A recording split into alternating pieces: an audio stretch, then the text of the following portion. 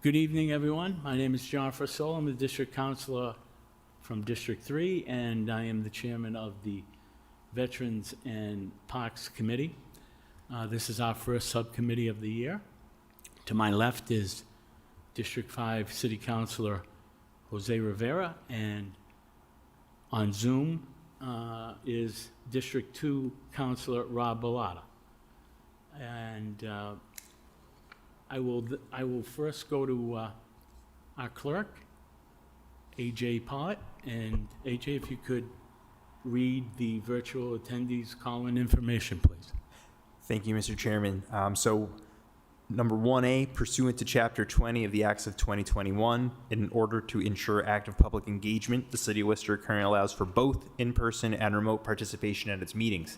To join in the meeting, you can either come in person or you can join via Zoom, and there is a link that's listed on the municipal calendar of the city's website, and there's also a phone number. The phone number for this particular meeting is 1-646-828-7666, and the access code tonight is 160-935-1430, and again, that's listed on the municipal calendar of the website. But also state for the record that in order to speak for any particular item, if you'd like to make a public comment, we do ask that you use the raise hand function. That raise hand function is in the bottom center of the Zoom application, and if you are on a phone, you would dial *9. Thank you, Mr. Chairman. If you'd like, I can take the roll call now. Yes, please take a roll call of our committee. Thank you, Mr. Chairman. Councilors Bellotta? Yes, here. Sorry. That's okay. Rivera? Here. And Chairperson, Councilor Fasolo? Here. Thank you. Thank you. I'd like to also introduce at this time our Commissioner of Parks and Recreation and Cemeteries, Rob Antonelli, the Deputy Commissioner of Health and Human Services, Alex Arriaga, I'm sorry, Alex, and also Scott Moran, Director of Maintenance and Parks, Recreation and Cemetery. Right now, also, I'd like to introduce here at our meeting is Councilor at Large Gary Rosen. And Gary will be up in a couple minutes, but right now I would like to take a vote on the approval of the minutes of the last meeting. The City Council Standing Committee on Veterans Memorial Parks and Recreation hereby approves the minutes of the Veteran Memorials Parks and Recreation Committee meeting of December 23rd, 2025. Could I have a roll call, please? Councilors Bellotta? Yes. Rivera? Yes. And Chairperson, Councilor Fasolo? Yes, Thank you. thank you. I've been asked to take an item out of order. It is item G, an order of Councilor Gary Rosen and Councilor John Frisolo request Standing Committee on Veterans Memorial Parks and Recreation host a discussion between the city, the Friends of Institute Park, Worcester Polytech Institute, and all other interested parties concerning making improvements to Institute Park, located in District 2 at 82 Salisbury Street, as well as the 16-acre man-made Salisbury Pond located inside the park. Said beautiful and iconic park was named in recognition of WPI and donated by Stephen Salisbury III in 1887 to provide green space for the school and the city. Said discussion should include strengthening the partnerships between all parties associated with the park's well-being, clearing the pond's perimeter of invasive growth, restoring and replacing the park's corroded restroom fixtures, sprucing up the park's branded entrance sign, and opening the never-used snack bar hidden away in the restroom concession building. Councilor Rosen, if you'd like to speak on this item, you're up. Thank you, Mr. Chairman. Mr. Chairman, I used to be the chair of the committee you're chairing now for several years, as Commissioner Antonelli knows, so I certainly, appreciate all the work that this committee does, and it will be doing under your leadership and, with Councilor Bellotta and Councilor Rivera. And on this item, I might have been remiss in not asking Councilor Bellotta to sign on because I believe this Institute Park is in his district. Am I correct? Yes. So, you know, I was remiss in that, and I apologize to Councilor Bellotta for that. I have been the announcer, master of ceremonies for the Massachusetts Symphony Orchestra for the last 3 or 4 years for their 2 summer concerts. The big one, usually July 3rd, for the Independence Day concert in Institute Park, and then a few weeks later we have the Disney concert where we get big crowds for both, you know, if the weather permits.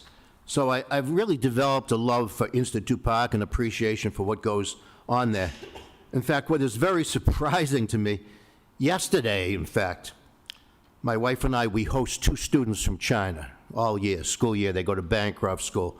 Well, the mother of one of them from China came into Boston this week, so she drove to Worcester to see her daughter and see my wife and I yesterday. And when we sat down to talk, she says, "Oh, I just drove to Worcester and I went by WPI," which happens to be my alma mater anyway. And I said, "Oh, yeah." And then she said to me, "And right next to WPI, across the street, there's such a beautiful park." And obviously, I knew I was going to be here today talking about Institute Park. So even people from China are impressed about Institute Park. I don't know what the park situation is in China. I have no idea how many public parks they have and if they're as beautiful as ours here in Worcester and generally as well maintained and, you know, considered. So I filed this order to try to spur the city on because Institute Park does need some work. It needs some tender, loving care, and that's what I hope happens over the next 2 years that I'll be in office and working with this committee, certainly working with Rob Antonelli and his fine team. And I mentioned the partnership that's necessary in this order. Obviously, the City of Worcester Parks Department, they've always been concerned with all our parks, and certainly Institute Park. You know, obviously, we have limitations in all parks because of the funding, but certainly they do care about Institute Park as much as I do or anyone else does. And obviously, the Friends of Institute Park, Paul Levinson being the executive director of that, and Paul has 2 hats, not only the executive director of the Friends of Institute Park, but he's also the executive director of the Mass Symphony Orchestra that has its concerts in Institute Park. So he spends a lot of time in the park and advocating for this park and so on. He was supposed to be here tonight. I don't know if he's on his way. I hope he certainly is. And the third partner, beside the city and the Friends of Institute Park, so important, is my alma mater too, Worcester Polytechnic Institute, right across the street where many of their students use that park. And I remember as a freshman, way back in 1967, some of you weren't born yet. I was a freshman at WPI, and we used to go the first couple of days to Institute Park. Does anyone know why we went to Institute Park? The freshman class and the sophomore class, we had the rope pull across Institute Park. Now, I guess there was probably 50 freshmen and 50 sophomores on each team. Why they wanted scrawny Gary Rosen on the freshman team, I don't know, but maybe 49 of them were pulling their own weight. I don't think I was, but that's water over the dam now. But there was water in the park, and when we freshmen lost to the older, stronger sophomores, they pulled us into the water. I guess probably with hazing gone and all that over the years, they probably don't do this activity anymore. But they couldn't do it in that very shallow water at Salisbury Pond, the pond in Institute Park. It does need some care. And as I'll question Rob maybe soon about the forebay. Rob knows that we're talking about, the pond needs to be dredged. You know, if someday maybe Congressman McGovern can come up with some federal monies, millions of dollars to dredge that pond, that would certainly be helpful.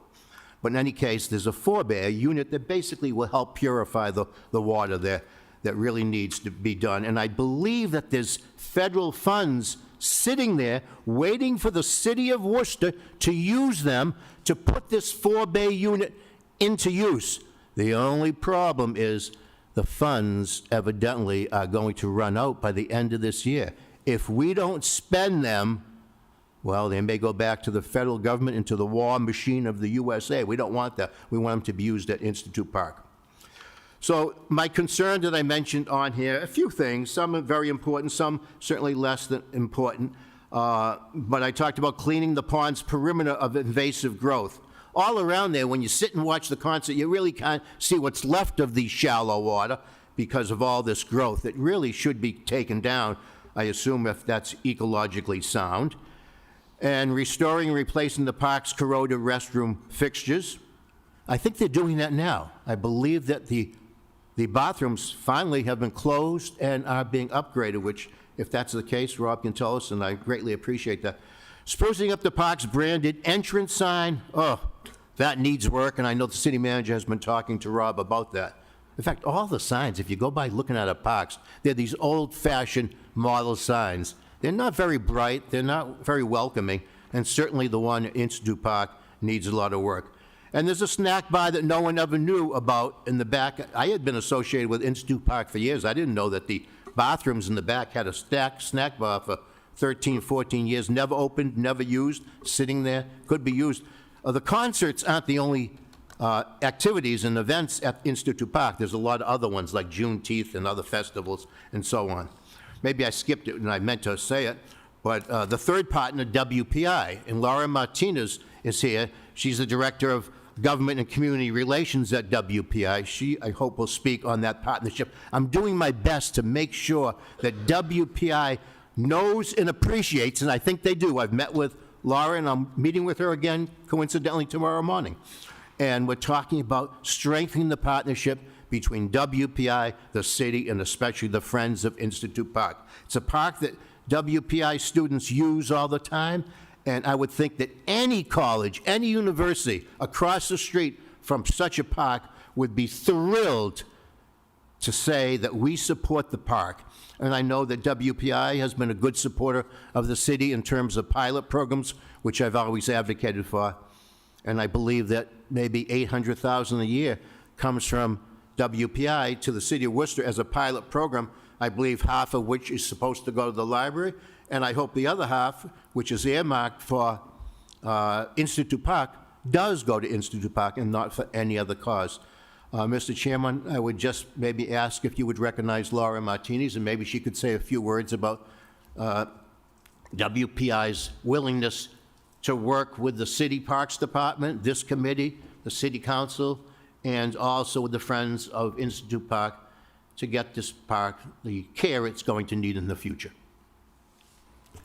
Thank you, Counselor. And Laura, if you'd like to come up, please state your name and city of residence. Laura Martinez, Worcester, 01605, representing Worcester Polytechnic Institute today. We thank you for, first of all, thank you for inviting us in this conversation. I think that that's really important in the beginning of how we can start to strengthen our partnership is by recognizing all those stakeholders and key players. So thank you for having me here today. Councilor Rosen and I have had preliminary conversations about the beautification of Institute Park. Of course, we at WPR are very invested and interested in continuing that conversations. Our students do utilize that park. It's beautifully located right on Park Avenue. Our students look forward to it, especially on nice days like today where they can kind of study outside and hang out. It's also a pathway to some of our townhouses, so a lot of our students utilize it to kind of cut through, a little shortcut there. As a strong partner for over the years, and as Councilor Rosen said, we have been financially invested in Institute Park, and we'd love to continue to expand on the conversation on how we can continue to beautify the park, strengthen the relationship with other stakeholders such as Friends of Institute Park, and some folks in this that are here today. And we look forward to continuing the conversation and any way possible that we can contribute, whether it's data, resources, as far as we have wonderful faculty that do a lot of projects based on the park. So we actually have a lot of in-house information on the vegetation, on the water, on the perimeters of the park. So we can definitely be a thought partner in sharing some of those statistics with you, because it is something that we also leverage and utilize with some of our faculty. So we're happy to share that information as well, and also to sit in and be a strategic partner in how we can think above and beyond these next 15, 20 years when it comes to beautifying that park. Thank you so much. We appreciate it. You all set, Council? Thank you. And Chairman Fasolo, I wonder if we can turn to Commissioner Antonelli to maybe answer some of my concerns about the forebay and the funding for that, certainly the sign, okay, and maybe cutting some of the growth around there. And I want to say this, that Commissioner Antonelli has been so cooperative with the Friends of Institute Park, been a great supporter of that park, and we appreciate that. Appreciate all the work of the Parks Department.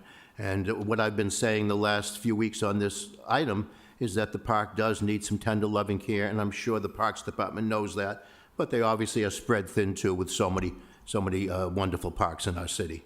Thank you, Mr. Chairman. Okay, thank you, Councilor Rosen. And Commissioner, if you could, please touch on a few of the questions he's asked. Thank you.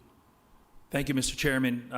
So through you to the counselor, the forebay is under construction already. It's already been bid awarded. It's under construction as we speak.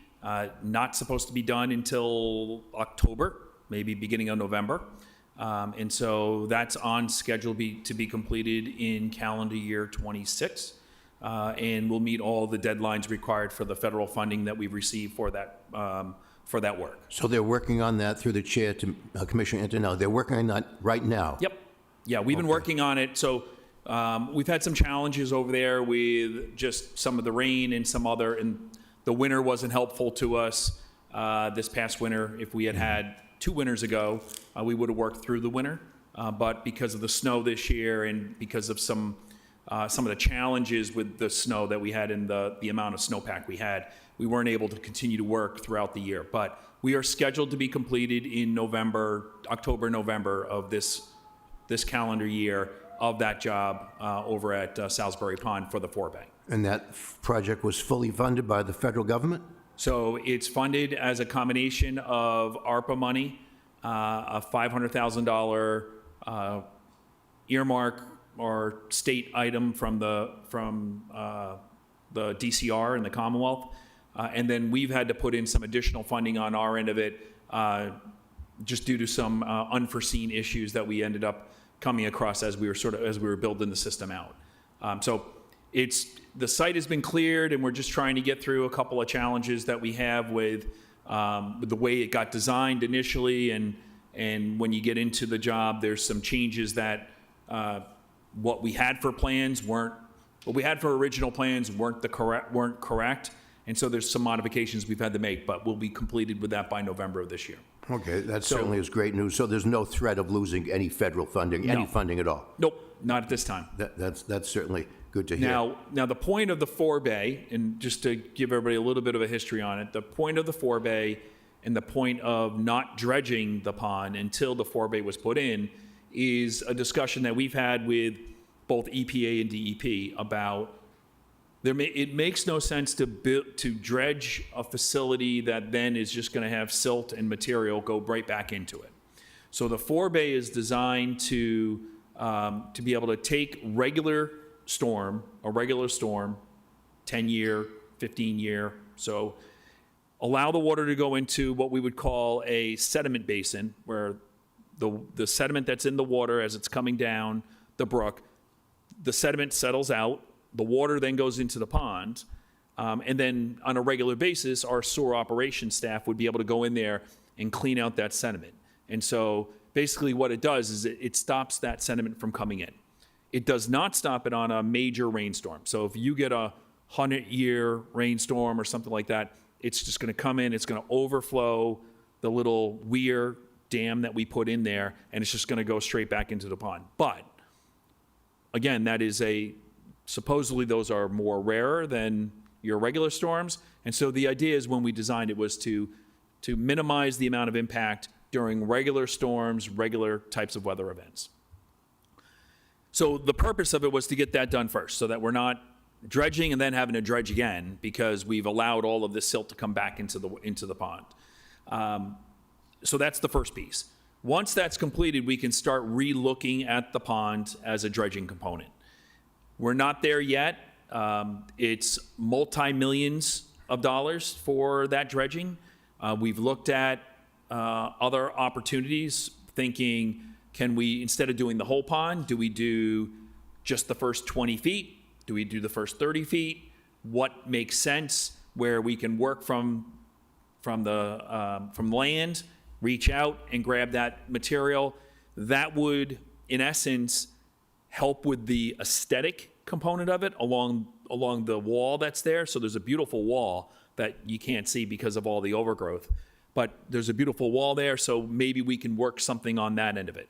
There's a couple of options to try to reduce the overall cost, but again, there was no reason to move forward on anything until this forebay is completed. Then once it's completed, then we'll start looking at what are the other options on that.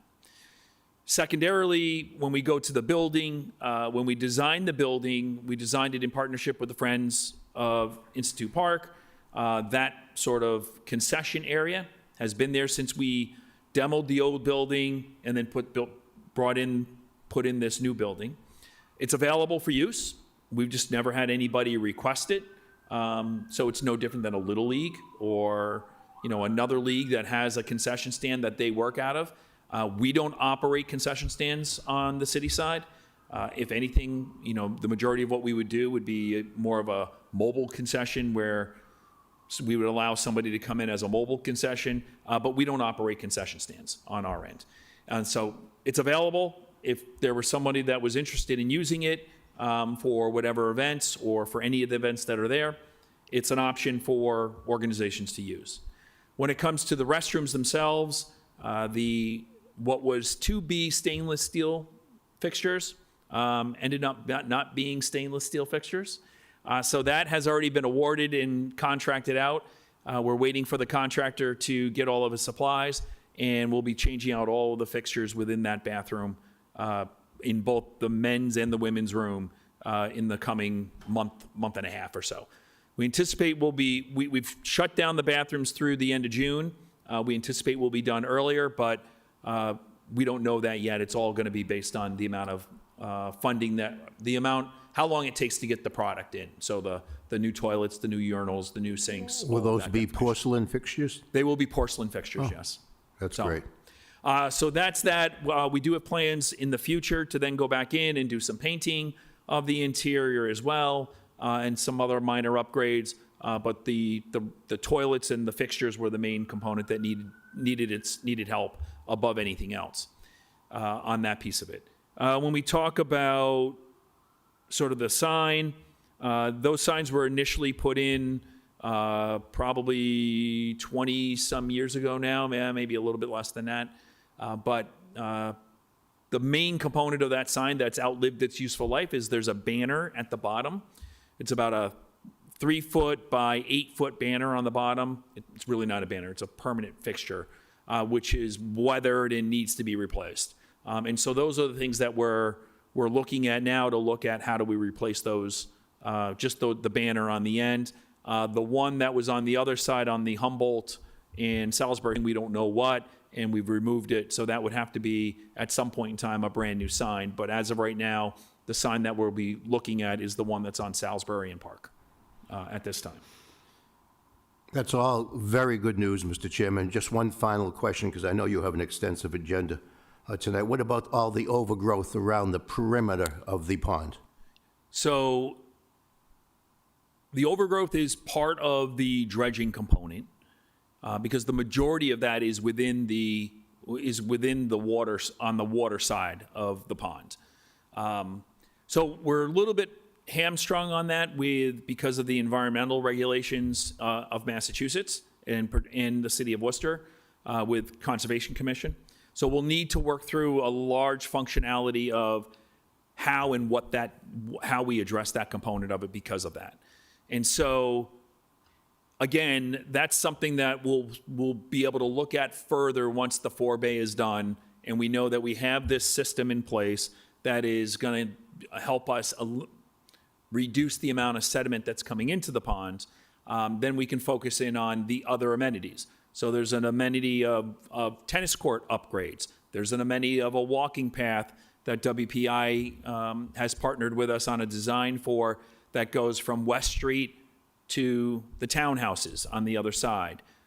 There's other improvements that also need to be done. So it's going to be figuring out what are the most important of those improvements that we want to attack, how much do they look like they're going to cost us, and then figuring out how do we fund those over the coming fiscal years on the capital improvement side.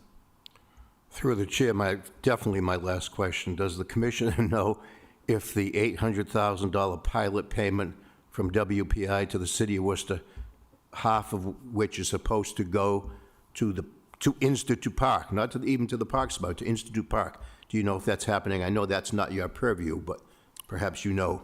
So what I can, through the chair to the council, what I can tell you that I know is that the initial phase of work that we ended up doing, where we moved the 2 columns over to Boynton Street, and the original work that was there, the walkway that was built from the Boynton Street entrance over to Humboldt on the other side, sort of near Athai's funeral home, and the cover or the roof over the stage were all part of the work that was part of the pilot that we were using some of that money for. So what we ended up doing on the city side, is my understanding, is that we borrowed all that money up front to get those jobs done and get that work done. Instead of waiting year after year after year for the money to come in, we borrowed it up front. And my understanding is that's paying a portion of the debt off for that work.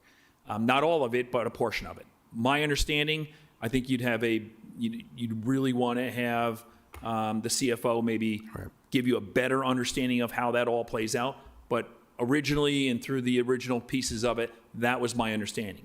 We are not, as of right now, using any money from WPI for the forebay so we're putting in another environmental control unit off of Park Ave. There's a drain line that comes in from the historic district off of Park Ave that goes into Salisbury Pond. We are not using any money from that piece of it that I'm aware of from WPI for that job. So that's the ARPA job and city funding portion. But for a clearer and confirmed picture, I would reach out to the CFO and his office to get a better understanding of that. Thank you for that information. Mr. Chairman, just to wrap it up, I see Paul Levinson here. He's the Executive Director of the Friends of Institute Park, Executive Director of the Mass Symphony Orchestra, too. And I would just say to Paul, you missed all the good news. Forebay is all set, work underway, money won't be lost. Sign is being considered, certainly. Bathrooms are being remodeled now. No more stainless, I guess it was stainless steel, didn't turn out to be stainless steel bathroom fixtures, instead porcelain and so on. So it's all good news. I don't know if you want to say a few words, Paul, because I've taken a half an hour already of their meeting time and they have an extensive agenda, but if the chairman will allow you, maybe, Paul, to have 2 minutes to thank the Parks Department and the city of Worcester for their genuine concern, because we've heard all good news. Laura Martinez can, vouch for that. She's been here, so she knows that it's been all good news. And I'm meeting with Laura tomorrow, too, so WPI is on board. Thank you, Mr. Chairman. Okay, please state your name and city of residence. Thank you. Sure. My name is Paul Levinson, residence 21 South Lennox Street in Worcester. I'm the Executive Director of Friends of Institute Park, so I'm delighted to hear that this is all good news about what's happening at the park. I've been the Executive Director of Friends of Institute Park for the last 21 years. So we're very grateful for the partnerships that we have with the city and with WPI. Just a couple of things to mention about what's happening with WPI, the partnership that we have. Salisbury Pond has been infested with water chestnut for a number of years now. We're having that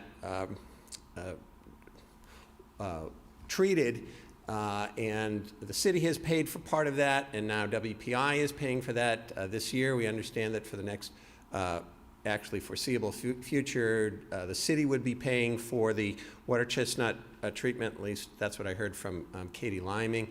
Also, with another partnership with WPI, this coming weekend, we have students from SAE fraternity who are going to be helping to finish, scrape, and paint the interior of the concession building in Institute Park.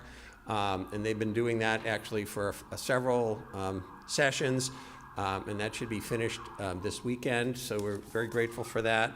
And one of the things that we look forward to with our dialogue with WPI and with the city is obviously the long-term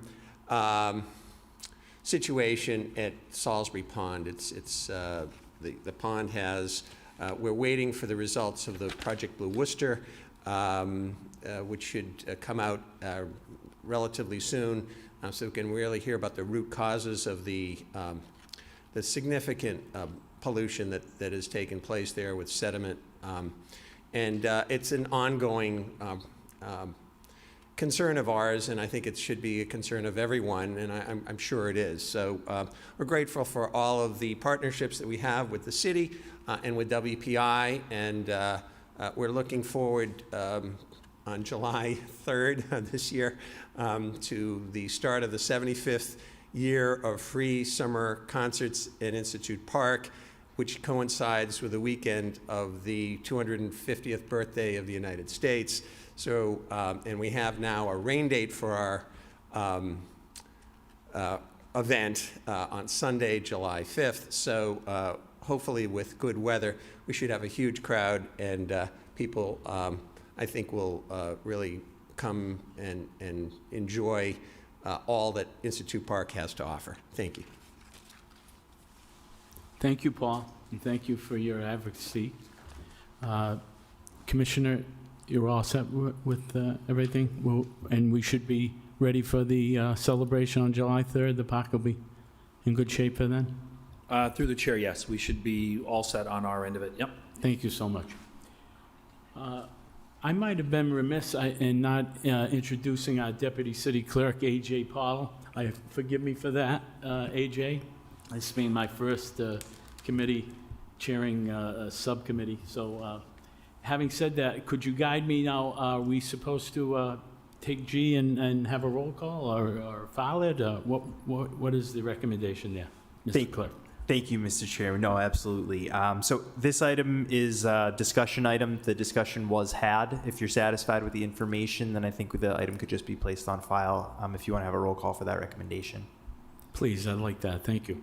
Oh, thank you. And prior to doing so, I do believe Councilor Bellata did have his hand raised. I'm not sure if that's still the case.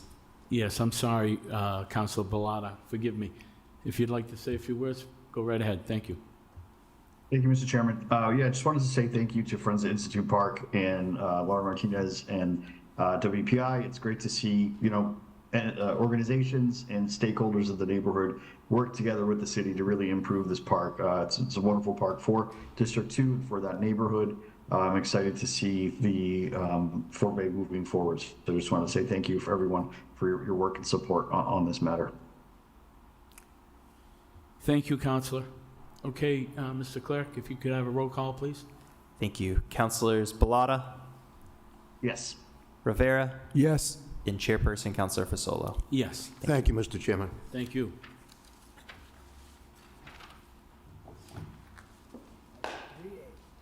Our next item on the agenda is item 3A, transmitting informational communication relative to the proposed Purple Heart and Gold Star memorials. Alex, if you'd like to speak at this time, feel free. Through the chair, so this particular item was really informational communication as it relates to a public hearing that happened.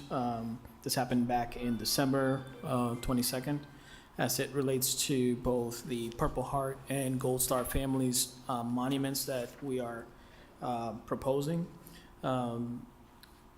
So is there any particular questions with regards to these monuments, the public hearing that was held, or any other, as it pertains to this? I'm just curious if you could just update us on what the future of having these, the Purple Heart and Gold Star memorials are. Is the city prepared to come out with a certain date and time that we might go forth with something? Absolutely. So this is just an initial, the initial discussion of both of these monuments, the public hearing, so that we have that input. There is a design feature that we've worked with the Parks Department actually on, and we are trying to put together basically a master plan on what these would look, and then put together a plan on how we, would like to get these monuments up and where they would go. Council Rivera? To the chair, to Alex, just quick, do we have any public meetings scheduled yet for this? Yeah, sure. So through the chair to the counselor, the assistant commissioner and I are working on a date for a meeting with the Parks Commission. So in all of our master planning and our design components, it's a multiple step phase, right? So initial is sort of, we did some initial here, we did initial work on sort of playing out the design. We ended up having the meeting in December. And now what we're gonna work on is a meeting with the Parks Commission. So these two monuments, one, the Gold Star was located over on Gold Star Boulevard there, or Grove Street area, where across from the Oak Barrel, where the bakery is right now. Jervis Car Wash was there before. And so we own and we have the plaque that was on that monument. So it's sitting in my office, right next to where I walk in every day. And then the other one was an item that actually Alex and I have been talking about for a long time, about the Purple Heart and what we're looking to try to do for our Purple Heart component. And so we've had those initial discussions. Now, because we are going to look to put these on park property, which is at the Church Street side where the two old bus stops used to be, each of them, one of it in each of those two areas, because it's on park property, we want to make sure that we go through the Parks Commission for that approval component. Once that gets done, the two of us will then submit a letter to the council saying it's been approved by the Parks Commission, and now we'll begin looking for available funding in some way to begin to make all of that happen. So nothing's set yet, but probably within the next, latest would be September, but ideally for Alex and I, we're probably looking sometime May or June to get that on the commission meeting and complete that side of it, which is the public side of it, the public facing side, and then we could work behind the scenes on getting the rest of it worked out. Yeah, just looking at the pictures here and everything you guys are saying, I know the public and the veterans going to be very happy with this. And if I may, I just want to add just a little layer to that, and that is that as we're working through this process, through our collaboration in that particular piece, which is the physical portion of it, the Veteran Services Office is also going through the list of names and all of the historical parts that are associated with both these two monuments, looking at potentially, as you see in this kind of proposed. The proposed monuments is that we're looking at a virtual component where we have a web page that is dedicated to each of these with histories of each of the names that are associated that received either a Purple Heart or people that are casualties for which there are Gold Star families, and kind of histories of Worcester. So we're planning on engaging with either universities or schools in order to put together a work plan to get these histories and these virtual kind of monuments in place, and with a potential QR code that would be attached to these, so that people can go up to these monuments, and there is this engagement piece where you can literally look up the histories of those folk that are memorialized in each of these. It's a kind of a segue into a more modernized way of monument making and memorializing. That's beautiful. Thank you. All set, Counselor? Okay. Counselor Bellata, are you interested in any questions? No, it's really great. Thank you for the information. I think it's great that these memorials are going to be brought into really, the center of the city, the center of the common.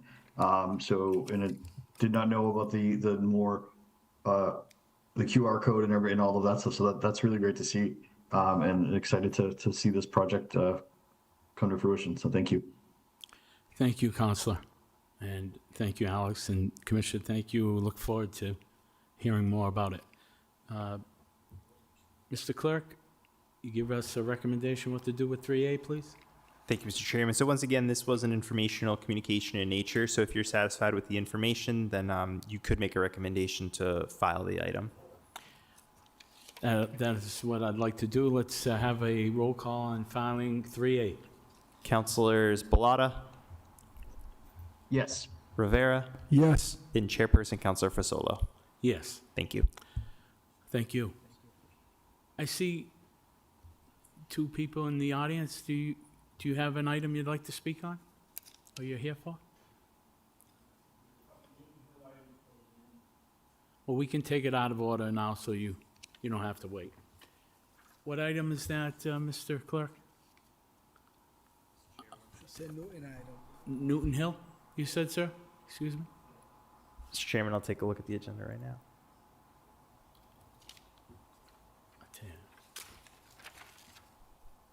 Mr. Chairman, I do believe that it's items 5H and 5I.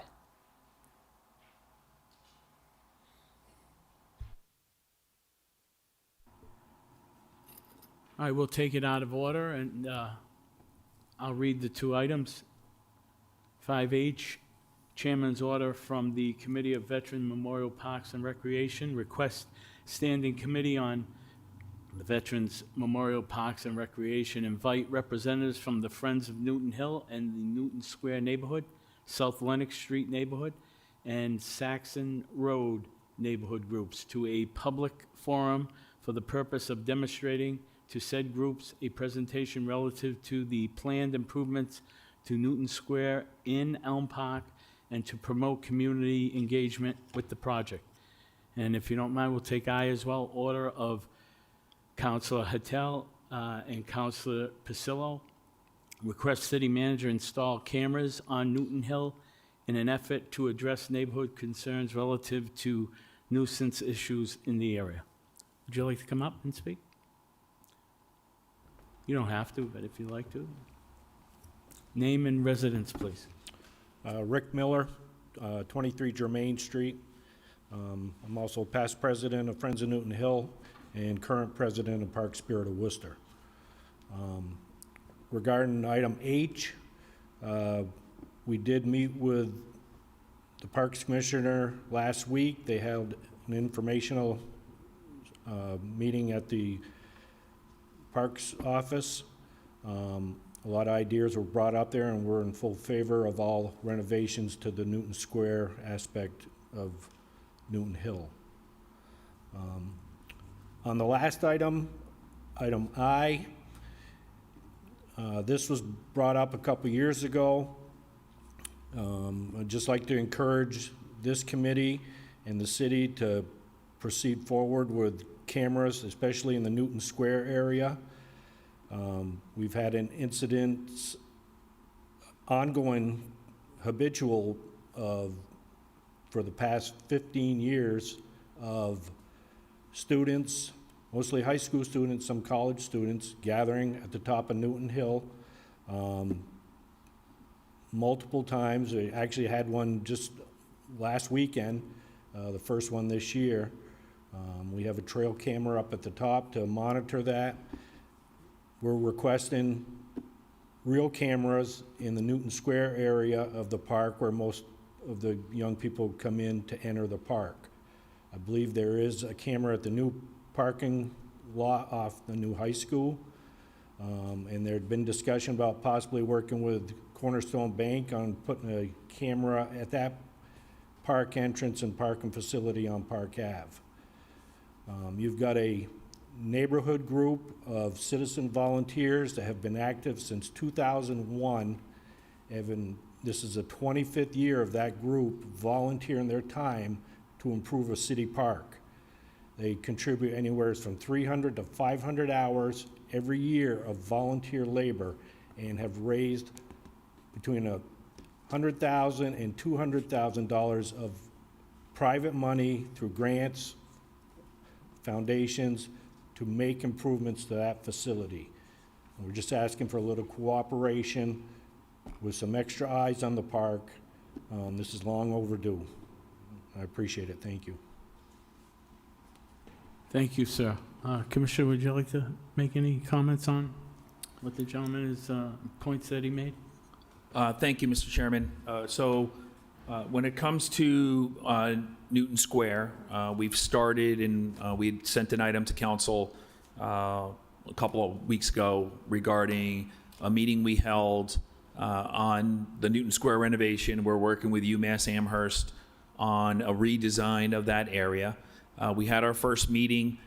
We met again regarding it last night with the Urban Forestry Tree Commission as well, trying to get input from the Tree Commission, particularly for the trees that are on that site. So the site, when initially built, was designed and then planted with almost a monoculture of tree. So they're all ash, and they're all dying. And they're all the same age, and so they all go at the same time. And so one of the things that we're working with UMass Amherst on is looking to find a way, a different way of planting. So planting either larger trees or having a mix of large and smaller trees. And when I mean that, I mean diameter-wise, age-wise.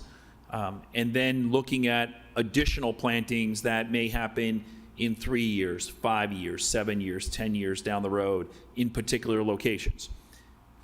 The reason why we want to do that is because what we do is by doing so, we change the dynamic of the type of tree, how long a tree tends to live, and all of those dynamics, and now we have a better overall product there for the long term.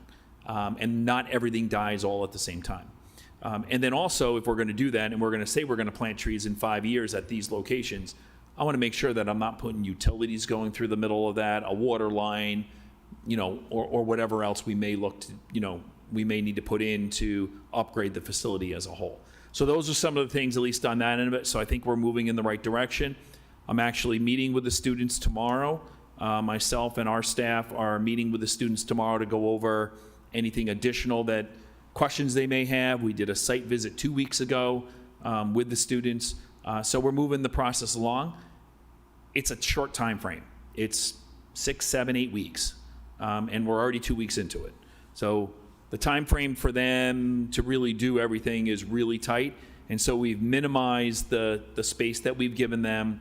We've pretty much said the only two things that don't move are the building and the memorial. Everything else they can reimagine, they can rethink, but those two things, we're not moving those two things. And so we anticipate that in May, we'll have 9 proposals or 9 different designs. So each of the 9 students will do a design. They'll come to Worcester. We're going to have a meeting over at the bank, Cornerstone Bank, in the Parkview room, and we're going to present. And we're going to have each of the students present their designs. We'll be able to have the public look to use what we call green stick. Those little green stickers. They'll put it on the things that they like. And then we'll bring in our main consultant who will take all of that information and boil it down to sort of one main design. That will be the guidebook that we will use for future improvements in that area. So that's on H. When it comes to I, which is the security camera piece, as part of the Newton Square component, we will be putting security cameras in when we complete those renovations. No different than what we do in every single one of our public parks as we build them out. Security cameras go in, they're part of our regular camera system. They go to the police department. Police department can pull them up in their cruisers. My staff can pull it up in our trucks as well when needed. And so we'll have that as part of our design on that. Short-term wise, we're We've looked at some opportunities. The problem ends up being is I don't have a lot of infrastructure either on the hill or relatively around it for both power and for connectivity. So it gets a little challenging on that end of it. So we've been working through with tech services some options of temporary cameras that we'll be able to put up and then take down and move around as we need to. That hasn't been fully flushed out yet, but we're looking at those. Again, those cameras aren't cheap either. So we're working towards that as we speak to try to figure out how the best way to be able to make that all happen before we end up putting in all of the infrastructure in that Newton Square area for the park side of it. The additional piece is that at some point, they're going to be redoing Pleasant Street there too, right? So they're going to be doing Pleasant from Park Ave up to Pleasant Street and, Highland Street from Park Ave to Pleasant Street. And so there may be some opportunity at that end as well to get some eyes on those areas where, we can position a camera that may be beneficial off of a existing traffic control device that may be able to help it as well. So those are some of the things that we're working on our end of it. One of the things that we want to be able to do is be able to have PD have access to the cameras. And that's why it's taken us a little bit longer to try to figure that component out, because it's much easier when PD can look at it in their system, in their vehicles as they're getting to the site and sort of get a better understanding of what they're sort of walking into than trying to walk up the hill and not know some of that. So we found that that's worked out. We've been working with our park security staff. We're a little short right now, but we've been working with them to, now that the school's open, they'll drive up there on a regular basis, particularly this time of year, as long as it's not wet. Going up there on a more regular basis to sort of make sure there's nothing else going on up there on that end as well. So been trying to work on multiple fronts on that piece of it in an attempt to help reduce the vandalism that is happening up there because of these parties or events that are happening on top of the hill. And the trash that ends up, that the friends go up and take care of. Well, thank you for that information and allowing the general public to hear firsthand and know what's in the future for that. Do any of my colleagues have any questions or remarks? No, thank you. I was just going to ask him about the meeting. Is a public meeting for that, but you answered the question already, explained it out, so it's good. Yeah. Through the chair, the council will have a item that will probably be on the 24th meeting agenda for where the next meeting is going to be for the Park View Room. We got busy and weren't able to get it on for this coming calendar next week. The 24th or the 28th or whatever that 28th, whatever that one is there, you'll have it on there. Thank you, Commissioner. Councilor Bellata, have any remarks? No, thank you for the information. Okay, thank you.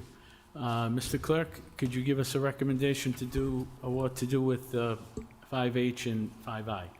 Thank you, Mr. Chairman. So looking at these two items, the chairman's order, I believe, was satisfied. So I think for that one, you could definitely recommend file. For I think the same. The only note I would give is that on 5I, there is a note that the item was adopted on August 27, 2024. It was just simultaneously referred to this committee. So that's why there's no action required on that particular one. The action had already been occurred on August of 24. So for both of these, I think, once again, you could recommend file if it's appropriate for the committee. Okay, thank you. Yes, I'd like to take a roll call and recommend that we file both 5H and 5I. Mr. Clerk? Councilors Bellata, Yes. Rivera, Yes. and Chairperson Councilor Fasolo. Yes, Thank you. thank you. Next item on the agenda is 4A, transmitting informational communication relative to a report listing all permitted festivals in 2025 that includes the permit fees paid by each applicant and whether any funds are currently owed. Commissioner? Thank you very much, Mr. Chairman. So this item was requested And we completed a list of events that currently owe us money and currently had paid in full. The item that I do want to bring up to the commission, to the council here, is that some of these have been paid, right? So not all of them have been paid that are here, but a number of them have come in because we're starting our next season of events and permits. And because we try to make sure that we get all of our past payments in before we issue a permit for a new event. What usually happens is that an event organizer or a league will pay for their past one, and then we give them a little bit of time after their event because they're a little cash hungry at that point, at the beginning of their event, to pay the rest. What we're ending up going to do as we move through this process over the next 2 years is we're going to end up requiring all of our fees to be paid up front if we continue to have this problem of all we're paying are past fees. Because in the end, these are hard costs for us. Most of the events are all hard costs. There are staff time on the park side, which is not a budgeted item in our regular operating budget, and takes away from our general operating and the needs that we have as a department for overtime use, whether it's snow removal, park maintenance, or whatever those kinds of things are. So we're working towards that. We're not fully there, but that's the end goal, is to make sure that when we're getting paid every year, and everybody ends up with a zero balance. And if we don't, when we're going to need to go into this next phase, which will be, we're going to require them to pay up front for the upcoming year for this next event.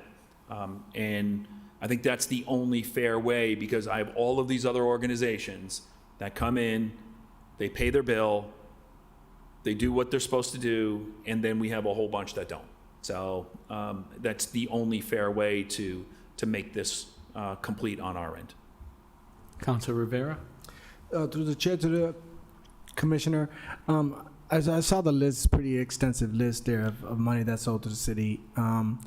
What is the main cause for them that they're not able to pay it all up? Is it detail? Is it licensing fees? What's the holdup on, them still having a balance after their event is over? So through the chair to the counselor, so these fees here are only park fees.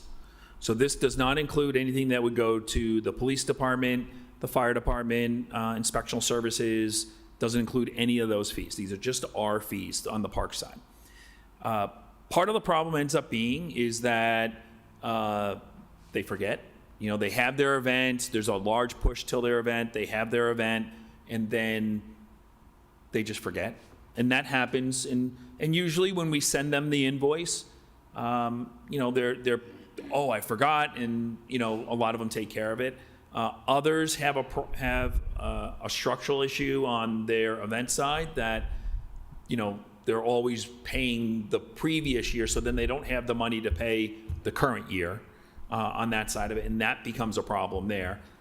Some of these that are on here are ones that maybe are never coming back to us, to the city of Worcester, and they sort of use the city of Worcester as an event, and then said, well, I'm never going to do that again, or whatever else, and they're choosing not to pay.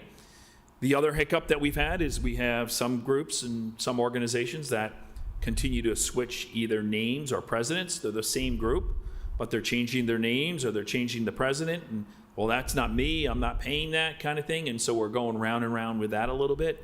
And we're trying to work through that component of it.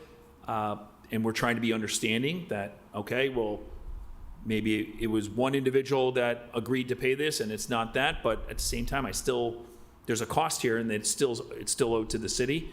So we're playing around with how to really manage that component of it as well. We've been very lenient in an attempt to make sure that events happen and leagues get use of our facilities. But again, it comes down to a point where we just need to be able to say that if everybody else can do it and all these other groups can pay us, it's only fair for everybody else to pay us as well, those two that haven't paid us. So we're getting there. We're really going to put on a push in the next year to really work through that component of it to get us to that point. One more question to the chair, to the commissioner.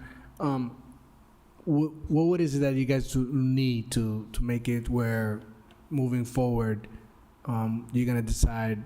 It doesn't have to pay all up front, but at least you guys can break it up where a deposit in the beginning, but by the time the date of the event happens, that needs to be paid in full, so that way you don't run into this issue. Do you need anything from the council, or can you guys do that on your end? Just moving forward, we're going to make sure everything is paid before the event. So through the chair to the counselor, the majority of that can be handled on the Parks Commission side. So I don't think there's anything on the council side that's needed.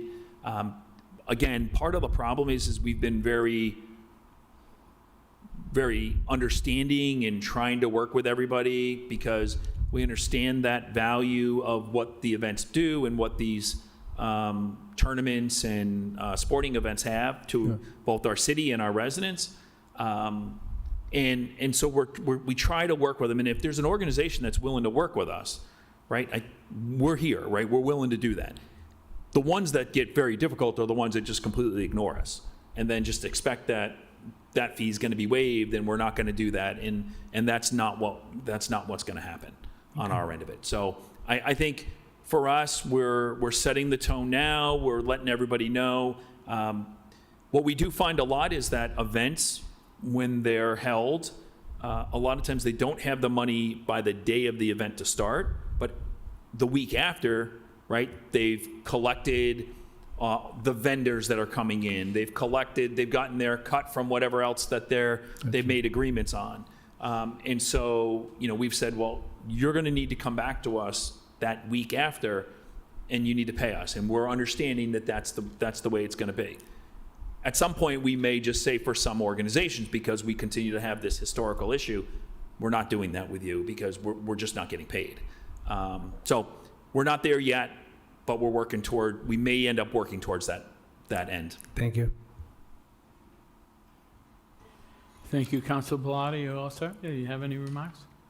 Yes, just have a question. I noticed like one of the largest amounts that was owed was from Central Mass Flag Football, a total of $8,550. I'm just curious, like for some of these larger sums that we're seeing in this list, is this something that's accumulated over a few seasons, or I was just curious what leads to some of the really, I know there's another one for $7,000. Just curious what like those larger sums have to do with. Through the chair to the councilor, so the majority of those are multi-year events where they said that they're going to pay and then they don't end up paying us and then it just compounds. We do not charge interest, so there's no added interest to that cost. So that's not the issue here. It's not like we're adding more and more to it on that side of it. Some of them, like anything that may be soccer or uses one of our synthetic turf fields, the cost of those fields are much higher than a regular grass field is as well. And so those numbers really run really quickly and get really high really quickly on that end of it. So, that ends up being the two functionalities. It's usually more than 1 year, and it depends on if it's a synthetic turf field for the sport-related ones. Thank you. All set? Okay. So, I hear you loud and clear, but we continue to allow them to owe and start a new season. At some point, though, you're going to look at addressing that and coming up with some type of plan to go forth with? Yeah, so we've included it over the last couple of years because we've known we've had this issue. We've included it over the last couple of years in our presentation. So we do a presentation every year with all of our leagues and organizations and our event organizers. We lay out that this is the policy, and we're trying to be understanding, but at the same time, we're at the break point, and we're coming into that break point now where we're going to need to where we're going to need to enforce what we're talking about. And that is coming, most likely, we're going to let this year go through. We're going to just keep making sure everybody knows. We keep on sending invoices out at the beginning of every month. And then once we hit this December, we're really going to change that in 27 and start requiring, everything paid back in full. And, we'll figure that out. Maybe it's a minimum of half of our payment for the coming one, and then we see how that goes. We'll try to work with them. If they want to go on a payment plan, we're more than happy to do that as well. But these are costs on our end of it that, particularly for events, that's all staff. It's not like we're, charging anything else anymore. It's all staff costs. Thank you, and, you're giving them fair warning and fair amount of time, so let's hope that they'll realize they have to, adhere to our new policy. Okay, Mr. Clerk, have a recommendation with 4A, please? Thank you, Mr. Chairman. I would say, once again, informational communication in nature, so if you're comfortable with that information, we can file it. I'm comfortable. Is committee comfortable? Okay, roll call on 4A, please, to file. Councilors Balata, Yes. Rivera, Yes. and Chairperson Councilor Fasolo. Yes. Next, 4B, transmitting informational communication relative to 2026 Arbor Day. Commissioner? Thank you, Mr. Chairman. So Arbor Day is the 24th, 2 weeks from tomorrow. We invite everybody to attend. We'll be doing it on the Worcester Common. You'll have another item that will be coming to you, I think, next Tuesday regarding Arbor Day. And we're going to be planting a red oak on the Worcester Common. And it's going to be a celebration of both Arbor Day as well as recognition of the 250th anniversary of the Declaration of Independence. So part of our plan is to have a plaque that will be put out on a piece of granite out there. The plaque will come afterwards. It's not going to be available for next Friday or for the Friday the 24th, but we'll have a plaque there that acknowledges that this tree was planted in recognition of the 250th anniversary, as well as for our Arbor Day 2026. So 10 a.m. and everybody's welcome to attend. Okay, thank you. I think everybody's fine with that. I'll take a recommendation to file, please, Mr. Clerk. Roll call. Councilors Balata, Yes. Rivera, Yes. and Chairperson Councilor Fasolo. Yes. 4C, transmitting informational communication relative to the new Green Hill Park Community Garden Planning application. Commissioner? Thank you very much, Mr. Chairman.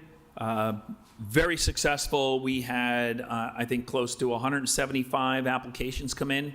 We're currently going through those now. We're setting up 3 public information meetings for the 124 people that have been accepted. So it's been first come, first serve on that program. So we're going to be setting that up and communicating with all of those individuals in the coming week.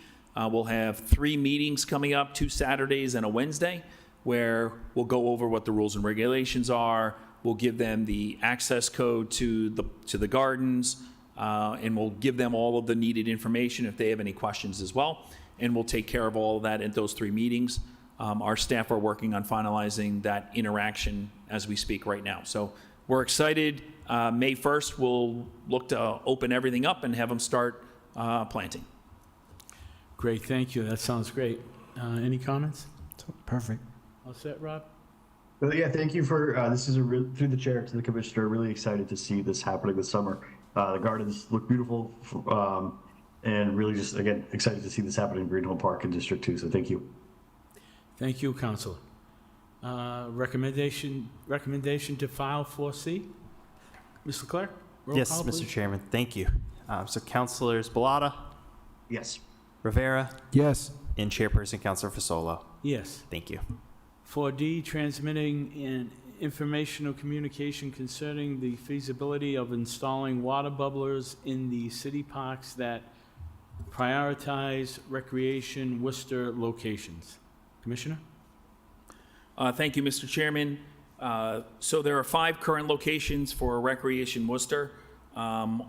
all of which have access to water.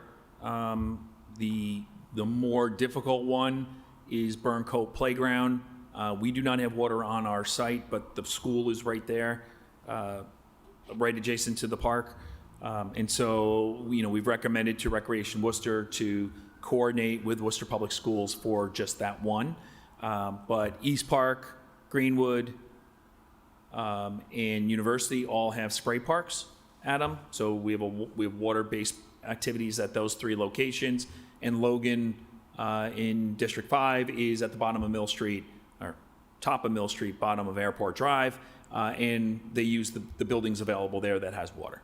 I feel like we've completed all that without having to put any additional legwork in right now for the short term.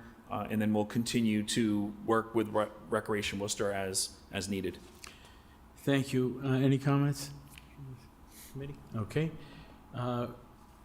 Mr. Clerk, recommendation to take a roll call to file 4D, please. Councilors Balata, Yes. Rivera, Yes. and Chairperson Councilor Fasolo. Yes. 4E, transmitting informational communication relative to an update on Bennett Field. Commissioner? Thank you, Mr. Chairman. So Bennett Field has been closed for a number of years. We have a contamination issue on site. So that location used to be the old trolley turnaround when the city of Worcester had the trolley system. When we were looking to do some work over there, we came across some contaminated areas, and so it needs to all be abated. It's a large cost factor on the city side, and so we've been working with DEP and EPA, as well as economic development, to look at one of the brownfield grants to help offset some of the costs on the city side for this cleanup. We're still working through that process right now.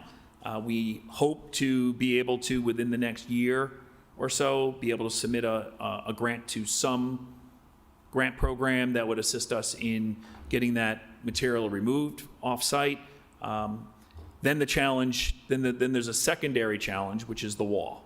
So the wall is falling apart. If you've driven by or seen it at all, the wall is coming apart, so it holds up Gate Street. And so that's the secondary issue that needs to be taken care of as well. But it makes no sense for us to go do the wall and then it's better for us to go and do the contaminated soil and get that baseline built out and set, and then worry about the wall as a secondary piece.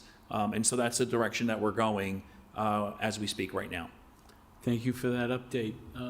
Mr. Clerk, give me your recommendation on what to do with 4E, please. Mr. Chairman, once again, this is an informational communication for the update. If you're satisfied with the update, you're welcome to place the item on file. I'd go along with that. My committee members are fine with that? Yes.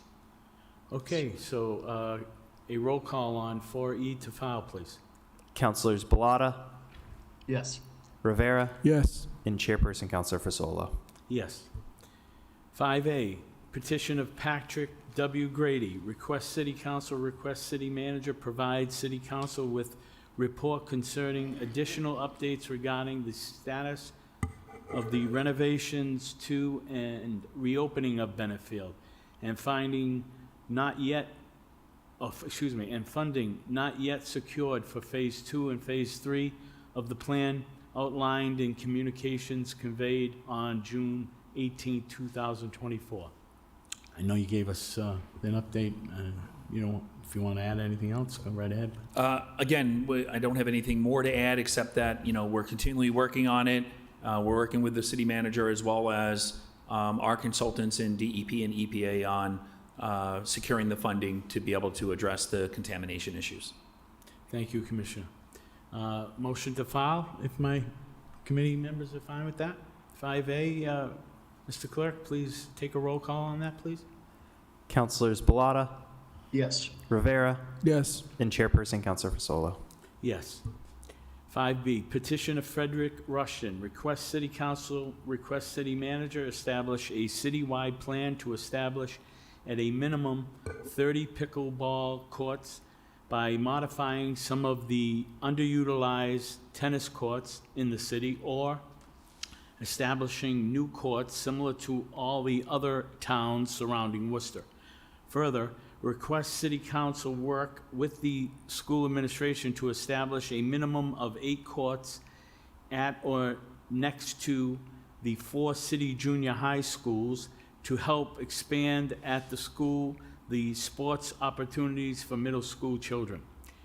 Mr. Commissioner, I have been in contact with the city manager regarding this item, and he tells me they have, and you have, I'll let you expand, but I've maybe found a spot in Green Hill Park for a future pickleball court. I don't know if you're aware of that or not, but, and he was going to look for funding in the, help me with it, the budget that he. Capital budget. Capital budget, sorry, thank you. Yep. From there, take it away. Thank you, Mr. Chairman. So when this item came out, one of the challenges with pickleball is that it's noisy. And so my staff and I really looked through where would you really have a good location to be able to go to try to reduce that noise and that impact on a neighborhood. If you look at communities in Eastern Mass, there's been lawsuits between residents and communities to shut down pickleball because all you hear is that hard plastic ball hit the paddle, then hit the ground, then hit the paddle, then hit the ground, and people feel like it's just never ending. And pickleball players want to play all the time. And so one of the things that we worked with on our end of it was trying to come up with a location that would be where we could get multiple courts, not just one single court, but multiple courts, and be able to do it in a fashion where it's going to impact the least amount of people, and where we could, really have a go-to location for the city of Worcester. So park staff and I worked on a plan. We have an idea of a place in Green Hill Park, which would serve 2 purposes. One would be we'd be able to build between 6 and 7 pickleball courts, be able to light them, and then also add some additional parking, which is desperately needed in Green Hill Park. Not all the time, but on weekends and when we have events, we need more parking because there's just not enough parking in Green Hill Park for the size of the events and the use of that park. It is one of the parks that gets the most use next to Elm and Coase Park off of Mill Street. It's one of the most used parks that we have. And so really been looking at how do we manage that and how do we really make that happen? And this is a win-win for both sides. We get pickleball courts and we get extra parking on that end of it. I've talked to Conservation Commission. They're relatively okay. I mean, I got to, dot I's and cross T's, but they're relatively okay with the design that I sort of proposed. So there could be a possibility of putting in 7 courts there. That would be our first sort of foray into it.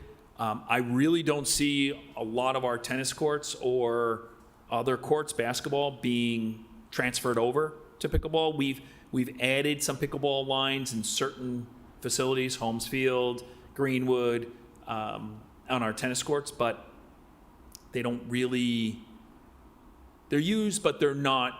I think if you have a pickleball designed facility, you'll get a lot more people going to use it.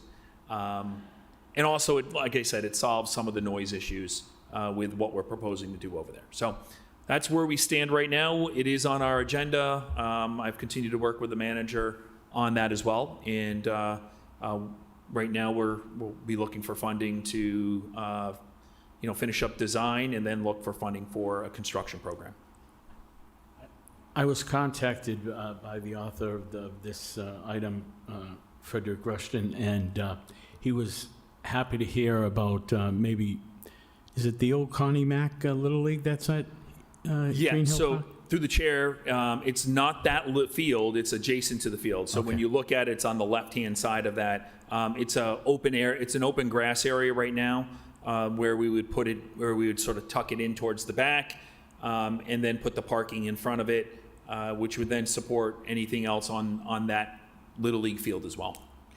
That's great, and it's relatively a ways away from any homes or anybody, living close near, so that'd be an ideal spot. So, having said that, Councilor Rivera? Yeah, my question is quick, through the chair to the commissioner. You mentioned 6 to 7 at the Green Hill Park area. Is that kind of like the one area, or do you think if it expands and it does really good, it gets really busy, that you guys feel maybe find another part of the side of the city where residents from different areas can go to? Because if they all go to just that one park, it may just be, but I guess it would depend on you would have to see on the outcome of it as well, you know what I'm saying? So through the chair to the counselor, as we're going through and re-looking at master plans, as we look at other park projects that are sort of like whether in the pipeline or where we know we're going to need to do work, it's one of the conditions that it's one of the pieces that we're looking at.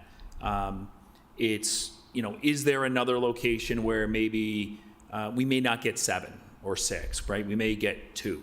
Or we may get something that is a little bit smaller and try to position those in other areas of the city where so people don't have to drive all the way to Green Hill Park. But with that being said, I think this is a good starting point. The component of Worcester Public Schools may also work. Some of the Worcester Public Schools have a lot of adjacent land that may be available for something as well. So maybe there's something there at some of those schools, whether it's the high schools or the middle schools. Worcester East Middle is a little tight. I mean, you don't really have any room there. But we do have one that we had proposed a while ago for Mulcahy Field.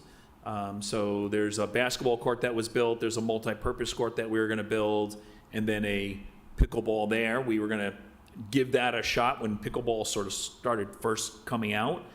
I'm a little leery about it just because of the noise piece and the concerns that have had, but sort of in the middle of the park, so it may not be as bad, and you have the school that's right there, so that takes up a lot of your space as well. So it still may work there, but it's a single court too. So, but we're looking at it in other facilities as well.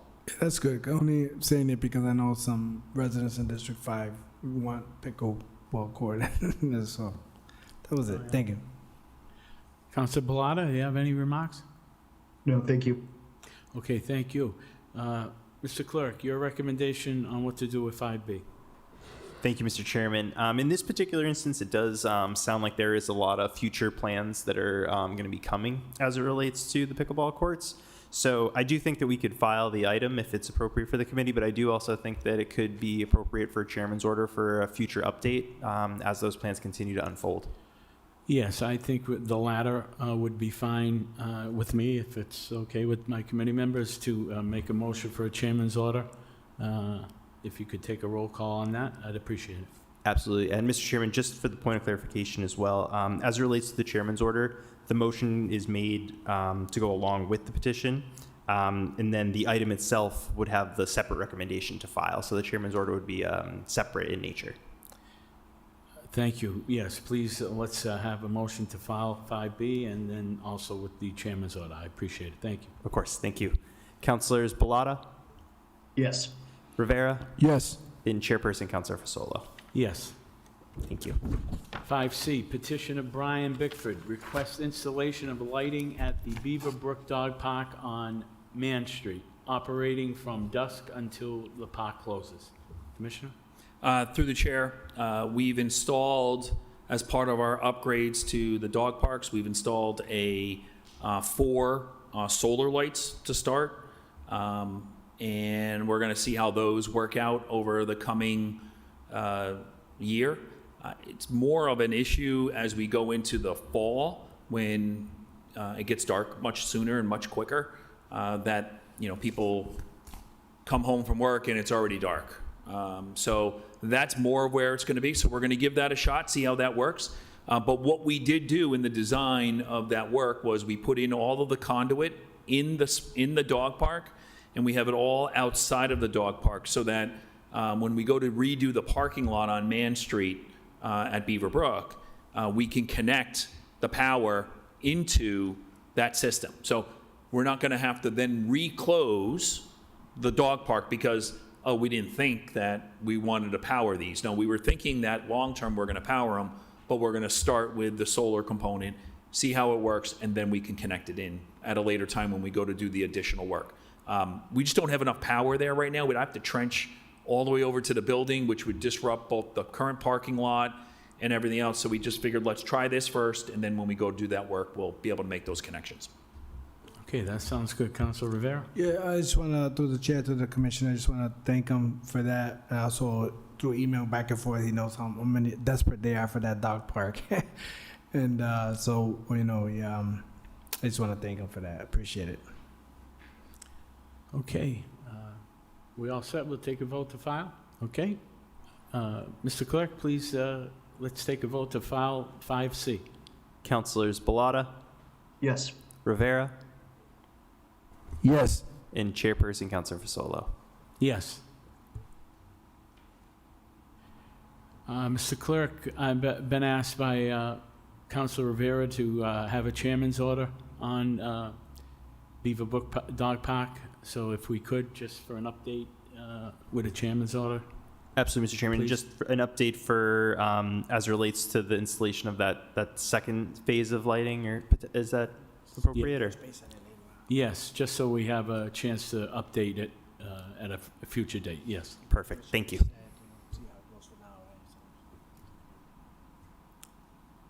You want to, we can have a roll call on that? Councilors Balata, Yes. Rivera, Yes. and Chairperson Councilor Fasolo. Yes. 5D, petition of Councilor Hatai, and on behalf of Serge Belazarov, request installation of a second basketball court at Logan Field. Commissioner? Thank you, Mr. Chairman. So we do not have that as part of the current master plan. It would require a revision to the existing master plan to add anything additional over there in that, regarding that. That's the transparency that on the park side that we're trying to make sure that we are doing on our end of it. We're not just going and building something without having that informational, those informational meetings. So anything additional, any change or addition to that would have to have that. There's been other talk about doing a small little skate park there. There's talk about having a dog park there. I mean, so there's a lot of feedback for that small little patch of grass that's left over in the outfield of the of that field, of the baseball field. So we would want to make sure that we're doing due diligence and working with the neighborhood to do anything like that. We currently don't have any funding for that component for updating the master plan or anything along those lines. So as of right now, we have it in our queue, but it's on hold at this point in time. Through the chair to the commissioner, yeah, I guess I would have asked is, because that park, that basketball court is used all the time, so it's definitely a busy court. If it was even possible, where would you guys even be able to put another basketball court there without interfering with the baseball field? What we would end up probably having to do is take the one that's there and build a second one in parallel with it. So like parallel to Airport Drive, and put them 1, 2 right after. But we would probably need to slide the other one down closer to Bill Street because I don't know if I can get 2 full-size basketball courts there. Gotcha. It's a little tight because it sort of pinches as Airport Drive comes up. It pinches off. I may not get that one corner. So we'd have to look at it, but that would really be the only place. I mean, we have a playground layout for the park over near the building. And then the rest of that area there it's very difficult because of baseball and softball with foul balls and Right. everything else. So it's really not the ideal location to put a basketball court right in the middle there. So if we were going to do it, it would be over on that Airport Drive side. All right, thank you. Council Bellotti, you fine with that? Okay, recommendation to file? 5D, please, Mr. Clerk. Councilors Balata, Yes. Rivera, Yes. and Chairperson Councilor Fasolo. Yes. 5E, order of Council John Frisolo, request Standing Committee on Veterans Memorial Parks and Recreation discuss the feasibility of the use of low-maintenance materials in lieu of grass in median and sidewalk strips.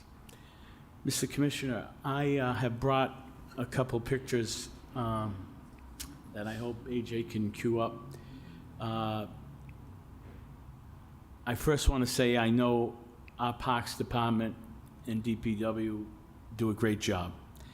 But in trying times, sometimes we lack manpower. And in those times that, when we're not able to go out and cut the grass off the medium strips, in particular, Hamilton Street comes to mind, where we have put in maybe a decade ago mediums to narrow the roadway and cut down on speeding, and in turn, that's all grass. And many times, unfortunately, through the years, we've had a foot or two high of grass in those medium strips. Having said that,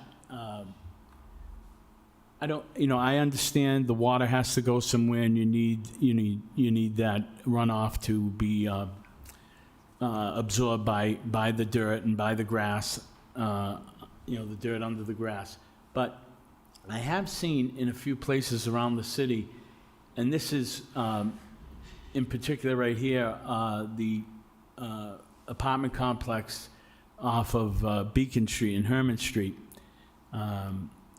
And they have this turf that, I'll tell you, when you drive by, you could never tell it isn't real grass. And I bring this up because, again, when we put in, when we do, new streetscapes, and especially in the inner city neighborhoods,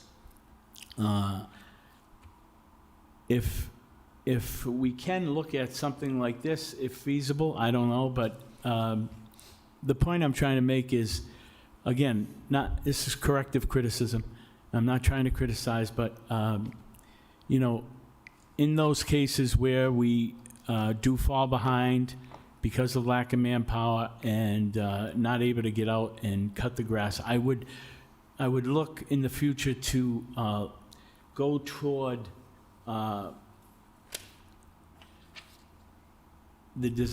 stop designing streetscapes the city can't maintain. Shift from grass strips and high-maintenance tree pits to low-maintenance plantings, hardscape where appropriate. So that's just my opinion, and of course, you're the expert, and I'd like to hear your opinion and your advice going forth. If you tell me what you think of those ideas in certain places where it might be a good fit. Thank you, Mr. Chairman. So it's interesting you bring this up on that end of it. So next time you're up in the Burncoat area, if you go to Indian Hill Park, it's next to the old Salter School. If you go into that parking lot, we do exactly what that is. We have that there. And we did that purposely because it was small, difficult to cut. We knew on our end of it that we knew it was going to be difficult to cut, and so we actually put in a turf very similar to that at that location. And then the tree wells, we did the same thing. So in the tree wells, we've tried a couple of processes with the tree wells. Some of it is like an epoxy rock. We haven't had good luck with that, and we've pretty much taken those out in a couple of facilities. And we were piloting those to sort of see how they would work. We've had some really good luck with, and DPW's had some really good luck with down near the ballpark area, a poured-in-place rubber. So it's very similar to what we would use in a playground for, you know, when a kid would fall onto it, that surface there. Because what that does is it's porous, so the water goes through it. This system here is porous, so the water hits it and goes down into the system. So it's not like you're trying to manage stormwater off of that. That's all porous. It all goes underneath it. And then at the ballpark, what it does is it gives accessibility. And you can use them particularly on side streets that are tight. So if you have tight sidewalks, you can use that product and it becomes fully accessible. So it serves really two purposes, and it stops some of that overgrowth from coming up. We're actually working with DPW right now down around the ballpark for a couple of more. We did a bunch of locations last year of trees that were a little bit older. We replanted some trees last year. Now we're going back and we're going to do those trees with this poured in place. Take a look at some of Franklin Street going up on the backside of CSX. That run up there on the left-hand side, up against, you know, near the wall, you know, the CSX wall, but it's the sidewalk there. Some of those were done with that product as well. And it definitely reduces the impact on those. And so those are the two things that we've been looking at on our end of it. I think when you talk about islands and you talk about medians on that side of it, that's more geared towards DPW. I mean, that would be part of their design for that component. But I think we're slowly getting to some of these where we're going to have to do less maintenance on those for the long term. And so I think what you've proposed here, what you looked at, is stuff that we're already trying to do in many of our park systems where it makes sense. And I think, the other place, take a look at Coal Mine Brook, right? Yeah, Coal Mine Brook has it in the middle of the islands at Coal Mine Brook. Coal Mine Brook's on Plantation Street. It's just before the Worcester Housing Authority building there. Oh, that park? Yeah, before Natural History Drive. If you go there, you'll see it there as well. And so we've had really, really, really good luck with it. Maintenance director would be able to tell you that it makes life a lot easier because when we go there, what are we bringing? We're bringing a big mower, and we don't have to tag along a 22-inch push to try to get that and then have to backpack blow the parking lot to make it look clean again, right? We don't do any of that. I mean, you get a little bit of weed here and there because of birds or whatever else, but it has worked out really, really well on our end of it. So at least on the park side, we'd be really happy about trying to look at locations where this really makes a difference. And Coal Mine Brook's what, 3 years old now? And then Indian Hill Park is 8, 9 years old now. Haven't touched it once. So, the one on Plantation Street, is any green there is the turf? Yeah. Wow, that's great. Yep. I go by it a lot, yeah, that's great. Yep. Oh, glad to hear it.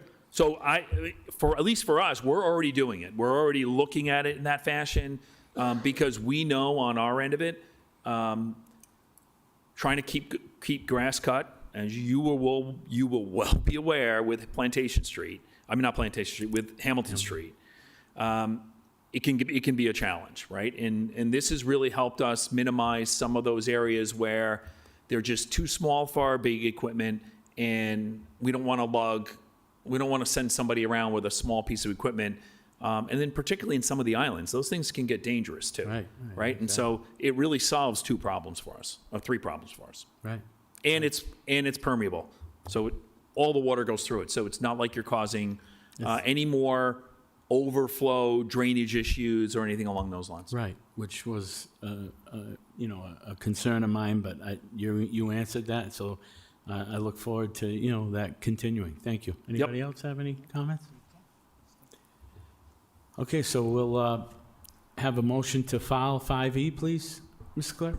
Thank you. And Mr. Chairman, if I could just make a suggestion on this particular item as well. With the department already reviewing locations that may be appropriate for the expansion of this type of use of materials, you could also make a chairman's order for a report concerning potential appropriate locations for the implementation of this type of material. Yes, I'd be happy to ask for a chairman's order on that, as well as filing 5E. So, thank you, Mr. Clerk. Go right ahead with the two motions. Sure thing. Thank you. Collectively, Councilor Balata, Yes. Rivera, Yes. and Fasolo. Yes. Thank you. Okay, our last item of the night, 5F. Order John Fasolo, who requests Standing Committee on Veterans Memorial Parks and Recreation discuss current policies regarding planting of street trees, with said discussion to include whether those locations are suitable and whether resources are adequate to maintain said trees. So thank you, Mr. Chairman. Trees are an important part of our program to reduce heat island, to reduce all of those functionalities that you hear about with the sustainability and trying to control water within our public streets and everything else. What I would say to you is that when we plant a tree, we're planting right tree, right place. So standard Arbor Day Foundation acronym is right tree, right place. That's what we follow. In the past, right, to no one's fault, in some cases we didn't know. It was the only tree available at the time for some reason. We did not, past administrations didn't really think that way. A lot of it's science-based now, where we know what's the right place for it, right? So, we're not putting a big red oak in the middle of a sidewalk, right? We're not putting, a red maple, swamp maple in a dry location that's never going to get water, right? So what we're doing on our end of is really gearing this towards the right tree, right place. We're not putting big shade trees underneath power lines. Drive down Burncoat Street next time you look on the right. If you're going from Burncoat High to the summit, look on your right-hand side. Every tree is V'd like this because they're trying to keep it away from the power lines. Not the best scenario for that. Now, you could get a nice small ornamental tree that would fit right underneath those power lines, and it would be a perfect fit. But the trees that were planted there weren't appropriate for that. And so what we've really done is we've really, one, looked to diversify the species of what we're planting. Two, we're looking to make sure that the trees that we put in are right place, right tree, right place. Three, we're staying away from trees that have either nuts or fruit or anything along those lines, because when it's in the right of way, where do those go? Either on top of cars, on the sidewalk. Now it's a trip hazard. Maybe it's an accessibility issue. And so what we're thinking when we do all of this is trying to stay away from all of that. What I would say to this council on do we have enough resources to maintain them, those trees will be fine for 30, 40, 50 years. And the way we're doing it, what we're planting and then what we're taking down, right? Right now we're trying to plant more than what we're taking down, but we're going to get to a point where what the goal really is to not take an even amount and try to reduce the number of older trees that we're taking down to help with that. Will there be some additional legwork on that? Yeah, there could be. But I think in general, the benefits of what we have and what we're doing will far outweigh any increase in cost or increase in services that may have there, because we're putting trees in the right place and using the right species.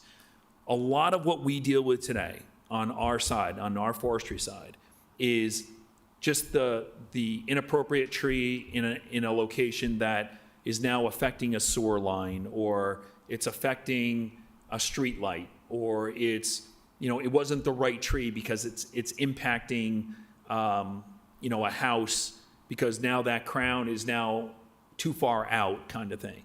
And I think with our system and what we've put in place, you'll still have some of that, but you won't have it to the extent that we currently have it today. And we continue to work towards that. Okay, a couple of items I'd like to bring up. But first, when you just said taking down trees and replacing them. So you're taking down trees that are upheaving the pavement? Yeah, so- When do you decide the tree needs to be taken down, even though it's a healthy tree, right? So through the chair, we do not take down live, healthy trees. You don't? Unless, so Mass General Law, Chapter 87 requires a tree hearing. Right. So we will take down live, healthy trees through a tree hearing process. The trees that I'm talking about that we're taking down are trees that our urban forester, our certified foresters, have deemed to be hazardous or of concern. We do not take trees down for sewer lines. We do not take trees down for sidewalk issues. We don't take trees down just because. What we end up doing, so sidewalk issues, when we see the tree, we'll review the tree, and the forester will say, you know, they'll look at it, live and healthy. They'll say, okay, if there's a sidewalk issue there, we automatically send that to DPW. And what we've looked for them to do is just put a hump over it, right? So is it the ideal? No. But if we were to go down a road of taking down every single tree that may have some type of impact, we'd lose thousands of trees in the city of Worcester. And to be very honest, I don't think the city of Worcester can stand losing thousands of trees with where we are currently. So what we do is we try to mitigate those issues. So we'll ask DPW to come in and hump over it. When they do a new street, we're working with DPW to go around the stump of the tree and put the sidewalk around it. When the tree dies, we can cut it down, and then they can fix that sidewalk at that location later on. We did some of that on Newton Ave North when we redid Newton Ave North a couple of years ago. Where we were going around them or we humped over them. And so you may have nice sidewalk that will come up to a point, and then it's just an asphalt hump there. Once that tree comes down at whatever point, then DPW goes back in, lays new sidewalk down, and that takes care of that. But a lot of that revolves around the planting of trees that were inappropriate for the location that we were looking to plant in.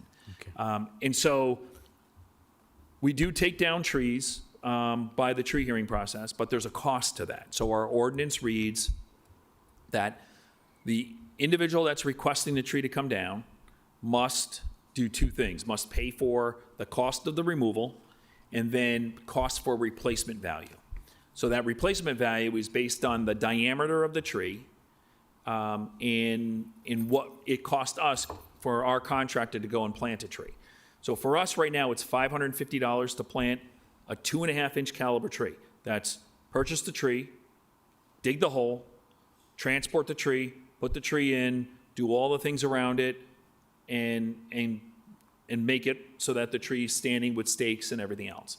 So like a 10-inch tree, if we're taking down a 10-inch tree, right? If you take 2.5 divided by 10 gives you 4. 4 times 550 ends up being a good amount of money on that end of it. But it's the only way, if there's no value, if we don't put a value to our trees and a value to the removal of our trees, and we just start approving tree removals, we could be out there, you know, we could lose, you know, hundreds of trees in a certain time frame.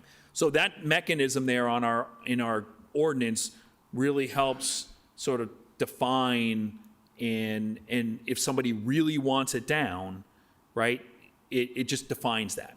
One of the things we do, and it's important to note, is that particularly in your district, you have a lot of three-decker neighborhoods, right? When we're talking about Providence Street and all those three-decker neighborhoods up that way and, you know, in the district. If the purpose of the tree removal is to put in a driveway, right?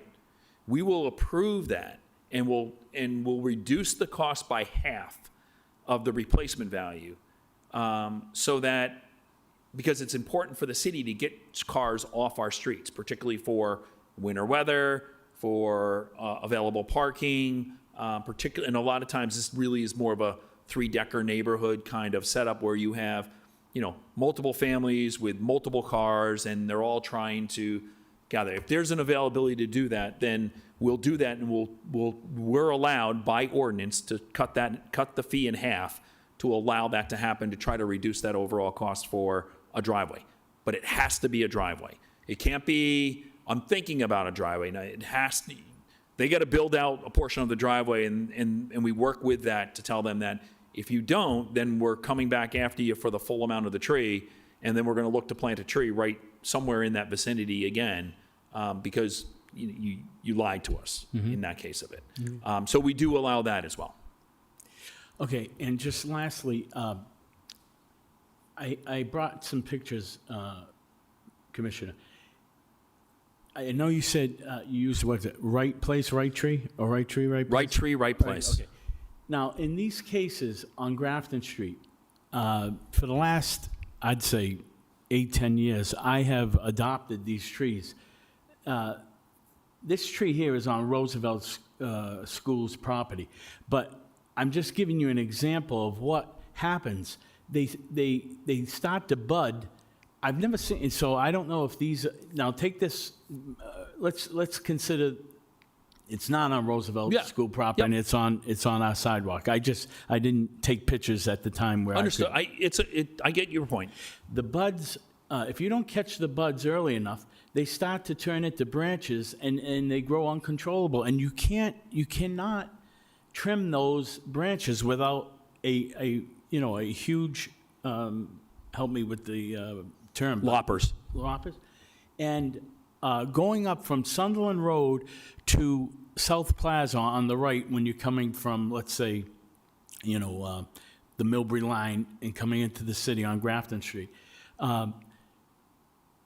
they grow a branch. I've never seen it in my life. I've never seen trees grow branches from the base, from the ground up, and it looks like that. Now, I personally went and took down those branches off the base of that tree, and it now looks like a tree. And I do that on those trees, on Grafton Street.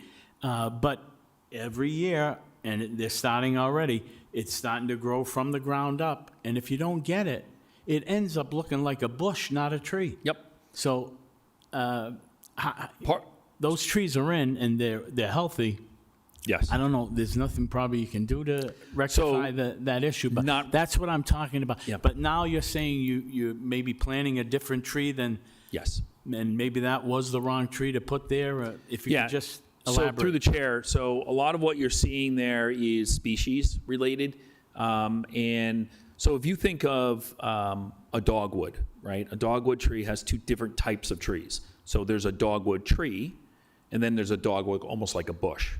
And so the only difference is that you prune it to make it to look like a tree. And so some species allow that to happen because of that makeup or that genetics of that tree. Some of it is just, someone did not go into that tree when it was younger and prune those things off. So what we do now, so we'll plant 500 trees this spring, right? What we're going to end up doing is over the next 3 years, we go back to all those trees for 3 years, and we start trimming anything that we're seeing around that trunk to reduce that piece. But there's a secondary piece to this that it looks very similar, but it's when, as we talked about previously, it's when the growth in the plant bed or in the tree pit come up. And it looks very similar, right? It's not connected to the tree, Right. but it's a weed that's coming up in the pit that makes it look like it's a bush as well. Exactly. That's a completely different story that needs to be, that's more of a maintenance side of just, you got to take those out. But at least on the tree piece, we're doing that for the first 3 years. Most trees will learn after a while that more the new genetic design trees will learn that, but we do that now to try to stay on top of it. And then a lot of times we'll get, different calls and say, hey, this looks like this is happening. And we'll send out, a couple of times a year, we'll send out staff to try to push some of that stuff back as well when needed to. I'm glad to hear that. That is Yep. my whole, reasoning to filing this, that if we are planting trees, and, because I've seen, I'll give you an example. A couple of years back, we put a streetscape up on Winthrop Street, which now used to be the old St. Vincent's Hospital, Yep. but now Worcester Academy put up a beautiful building. And we put trees up there. And I literally got out of my car and took those buds off those trees because they were as low as maybe 6 inches off the ground. And if you don't get to them, that's how they start a branch. And before you know it, you can't just go there with clippers. You need something bigger Yep. to get it down. So I'm so happy to hear that that's the plan. And I know it's all manpower, and you're scraping for the ability to get people out to do that type of work to keep that contained. So again, I'll leave it there. Thank you. I appreciate that, and you understand fully what I'm talking about. And We do, and one of the other things that happens on our end of it now is we look to get a larger tree. So, sometimes in some locations they were much smaller. The smaller tree ends up having more of that push in its initial couple of years of that growth at the bottom because it's starting out so small, it's smaller. When we're doing ours, the majority of ours are 2.5 inch, sometimes 3 inch caliber trees. So they're already 10 feet tall, 8 feet tall. Their crown is 6 feet high.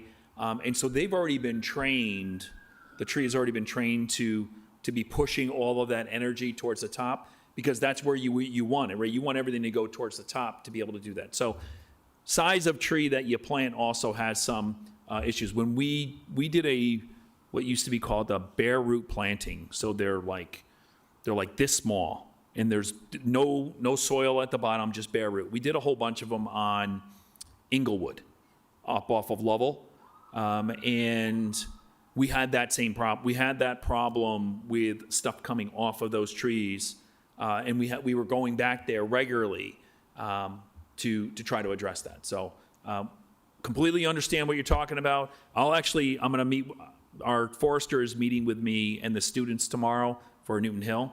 So I'll bring some of this stuff up with him as well, just to make sure that him and I are on the same page. And if there's anything else that he says, I'll reach out to you.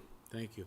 And I know I caught the last Parks and Recs meeting of last year when I caught you saying that last year you hired 2 people to drive a truck with like a couple 100-gallon container of water, and they went out and watered the trees that you put up, and I think that's a great idea as well, so I was happy to hear that. But if you Yeah, would and what they're doing, through the chair, what they're doing also is they're keeping eyes on those trees to say, is the tree leaning? Is the tree tilting? Are the stakes still there?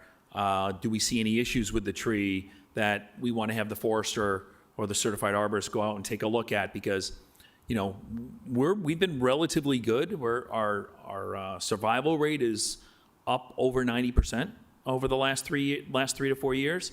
A lot of that, we say that a lot of the reason for that is because we're seeing the trees a couple of times a week with our watering crew, and they're the ones that are relaying information on a particular tree, and we're able to either go address the tree or say to the contractor, hey, that tree didn't meet our qualifications, we need it replaced, or something along those lines. So it's worked out really well to have those that summer staff drive around and be able to water those trees and keep eyes on them as well. Okay, thank you.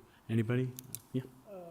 This is really gonna be quick because Commissioner Antonelli answered all our questions. Other questions is, I remember this happened last couple of years. You guys had a program where people would adopt a tree or able to sign up to have a tree planted in their area and stuff like that. Do you guys have a list of how many residents want a tree planted in their yard or sidewalk or neighborhood, or and do you also have a list of people who want trees taken out of the, you know?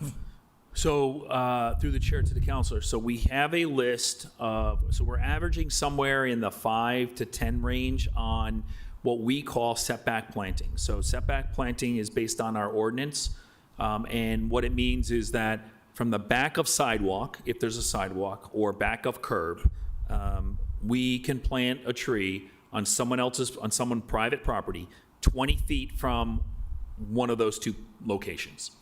And so we've been averaging somewhere between 5 to 7 to 10 a year on the setback planting.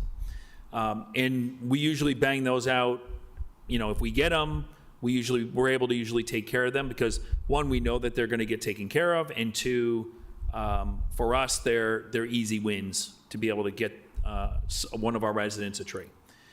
Tree planting along the right-of-way, we have our list is probably 300 deep right now. Wow. All planned to be planted this spring. We're actually in the process right now of working to find locations for another couple of hundred trees between this spring, and then probably we're going to do one fall planting just because we have ARPA money and we need to spend it as much as we can and all of it by the end of December. So we're probably going to do a fall planting this coming fall. We tend to not do fall plantings because what we find is that the tree just does not have enough time to get itself rooted in and get itself sort of comfortable in its location. And we find we lose a lot of them over the winter.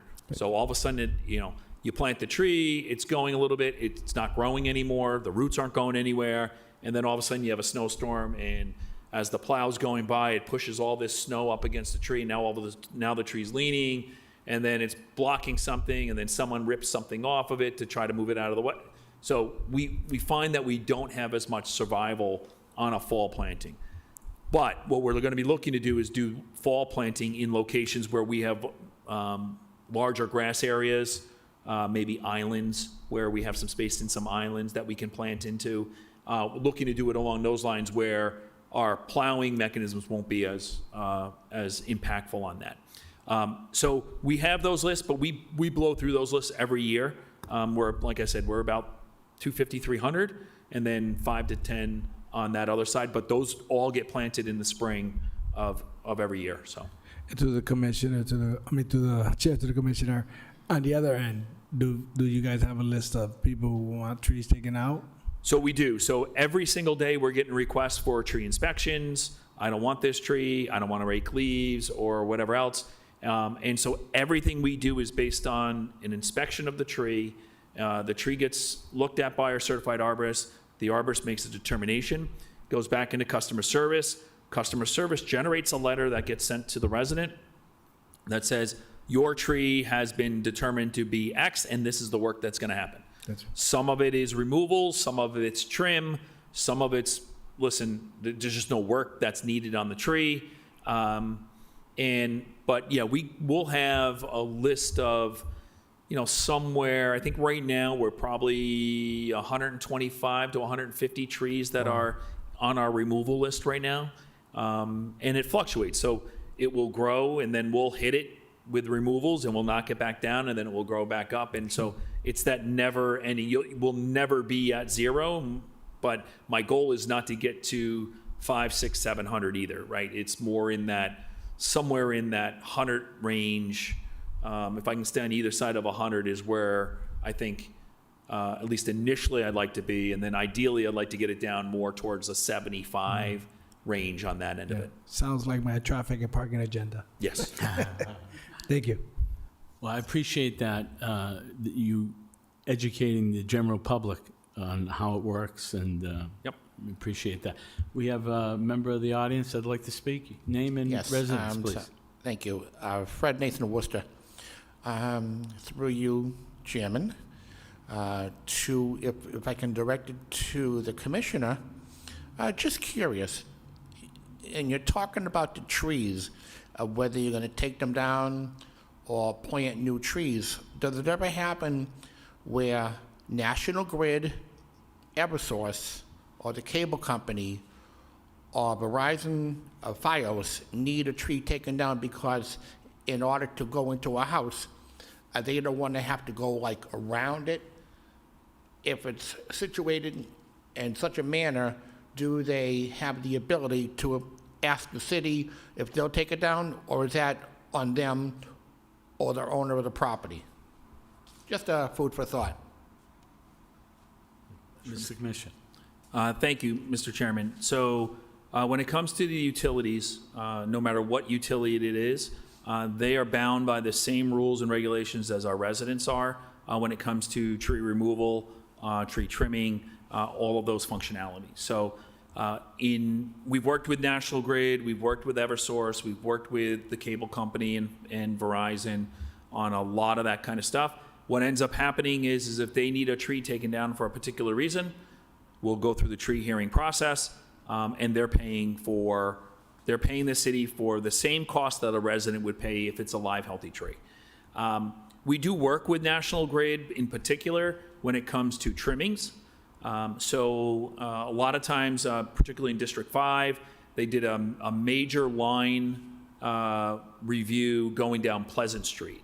And the council will remember there were a bunch of huge dead trees just past Steaks Pub going up on your right-hand side towards the Paxton line. And National Grid actually came in and took those down because, I mean, they were dead. They were on private property. But if they had fallen, they would have taken out all of those transmission lines going up the street. So we work with National Grid on those, but they're under the same rules and regulations as our residents are. They pay the same fees that our residents pay, so there's no difference on that side of it. We do try to give them a little bit of help where we can, but they're also the ones that are doing a lot of trimming for us on some of their feeder lines and some of their other lines where they need to go in and push back some of that. National Grid standard would be 10 feet, right, off of a power line. We're not doing that. A lot of times we're looking at somewhere between 3 and 5. Means they have to come back a little bit quicker than they really want to, but we look at it as an aesthetic component. So there's a structural component, there's an aesthetic component, and then there's the cooling and the wind and all that component. And so we really look at it on the aesthetic component and says we don't want that tree to look like it has a V in the middle of it. So we're very particular with the utilities on that as well. Thank you for that. I learned so much today about trees. Okay, Councilor Bellata, do you have anything to add? No, thank you. Just wanted to add, the urban tree master plan, really well done, and it's really great to see, the new initiatives that are happening with our urban canopy. So thank you. Thank you, Councilor. Mr. Clerk, if we could have a motion to file 5F, I'd appreciate it. Thank you. Councilors Bellata, Yes. Rivera, Yes. and Chairperson Councilor Fasolo. Yes. Commissioner Antonelli, thank you so much. We appreciate your wealth of knowledge and educating us and the general public about all the items we had in tonight's agenda. You're welcome, Mr. Chairman. Could I have a motion to adjourn? Councilors Bellata, Yes. Rivera, Yes. and Chairperson Councilor Fasolo. Yes. Thank you.